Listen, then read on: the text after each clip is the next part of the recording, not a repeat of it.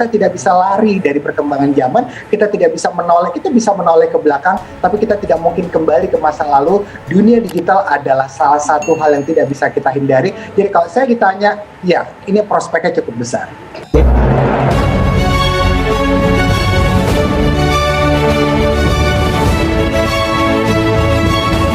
Mas Safir Senduk selaku perencana keuangan. Selamat petang, Mas Safir.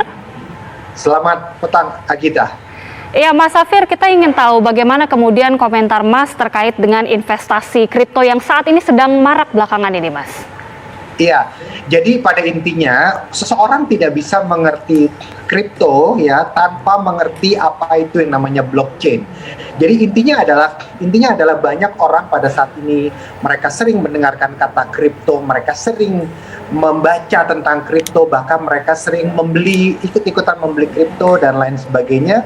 Tapi yang menyedihkan adalah mereka sendiri seringkali tidak mengerti kripto itu apa, dan untuk bisa mengerti kripto dia harus mengerti dulu apa yang namanya blockchain. Tapi banyak orang mereka juga tidak mengerti blockchain itu apa. Sehingga kalau saya kaitkan dengan apa yang sedang terjadi sekarang, ada kripto karya anak bangsa ini, banyak orang ikut-ikutan membeli kripto tanpa mengerti itu sendiri. Jadi pada intinya kripto itu sendiri adalah semacam aset pertukaran di dalam dunia blockchain ya. Jadi kalau kita bicara blockchain itu sendiri adalah semacam internet tingkat tinggi atau sistem penyimpanan data digital di mana di dalamnya tidak ada server di tengah-tengahnya, tidak ada satu pun entitas yang memilikinya. Nah, aset kripto itu adalah semacam alat pertukaran atau mata uang yang berada di dalam sistem itu sendiri, dan untuk itu orang bisa mendapatkan aset kripto tersebut dengan beberapa macam cara. Salah satunya dengan cara menambang, mereka bisa menjadi seorang validator, atau mereka juga bisa membeli aset kripto tersebut dengan uang rupiah misalnya. Jadi dengan uang rupiahnya kita bisa membeli aset kripto tersebut dan mendapatkan keuntungan dari situ. Intinya seperti itu. Oke, apakah investasi jenis ini masuk akal, Mas, dari kacamata investasi? Artinya amankah ini, Mas? Jadi saya sendiri sudah sering bilang bahwa pada saat ini hanya ada 3 macam investasi.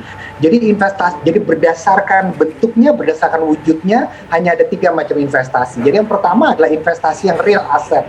Ada barangnya seperti properti, emas batangan, kemudian lukisan dan lain sebagainya. Itu namanya real asset. Yang kedua itu adalah paper asset. Ada yang namanya reksadana, saham, deposito. Jadi segala macam aset yang bentuknya kertas. Dan kemudian yang ketiga ini adalah digital asset. Jadi digital asset ini adalah dia tidak ada barangnya, dia tidak ada papernya, tapi dia berada di dalam dunia digital. Nah, kripto ini atau aset kripto ini adalah aset perdagangan, atau dia bisa menjadi investasi yang dia nomor 3, yang dunia digital. Tetapi yang menarik adalah banyak orang masih berpikir itu zaman dulu. Mereka masih berpikir bahwa investasi itu harus selalu ada barangnya. Ya bisa disalahin juga sih. Kenapa? Karena sekitar 20 tahun lalu orang merasa bahwa kalau dia nggak ada barangnya, dia bukanlah sebuah investasi. Bahwa investasi itu ya emas batangan, properti. Kemudian saya bilang, iya sih betul. Tetapi jangan lupa bahwa perkembangan teknologi itu memungkinkan sekarang ada yang namanya dunia digital. Dan sekarang ada aset di dalam dunia digital itu yang sekarang sudah menjadi sebuah peluang investasi. Jadi kalau saya ditanya investasi di dalam dunia digital ini oke atau tidak, jawabannya adalah ini adalah perkembangan zaman. Kita tidak bisa lari dari perkembangan zaman, kita tidak bisa menoleh, kita bisa menoleh ke belakang, tapi kita tidak mungkin kembali ke masa lalu. Dunia digital adalah salah satu hal yang tidak bisa kita hindari. Jadi kalau saya ditanya, ya ini prospeknya cukup besar. Oke, prospeknya begitu besar, tapi apakah ini sama dengan money game atau multi level marketing jenis lain, Mas? Tidak.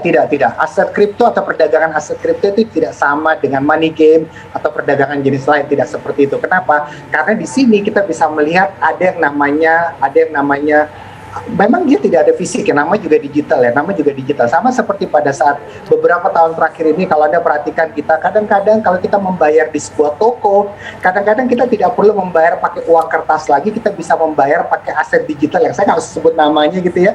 Kita bisa membayar pakai aset digital yang ada di handphone kita beli pakai rupiah, kita beli aset digital tersebut dan kita bayar pakai handphone kita, seperti itu ya. Dan ini menurut saya bukan sebuah money game, bukan sebuah tipuan, ini adalah murni murni dunia digital yang menggunakan sistem blockchain, dan sayangnya adalah banyak orang selama ini itu tidak mengerti atau tidak mendapatkan edukasi mengenai blockchain ini sendiri, sehingga banyak di antara mereka yang salah paham. Jadi saya tidak membela siapa-siapa di sini, saya cuma mengatakan bahwa menurut saya ini adalah dunia digital ini betul-betul tidak bisa kita hindari lagi, ini ada di depan mata kita. Oke.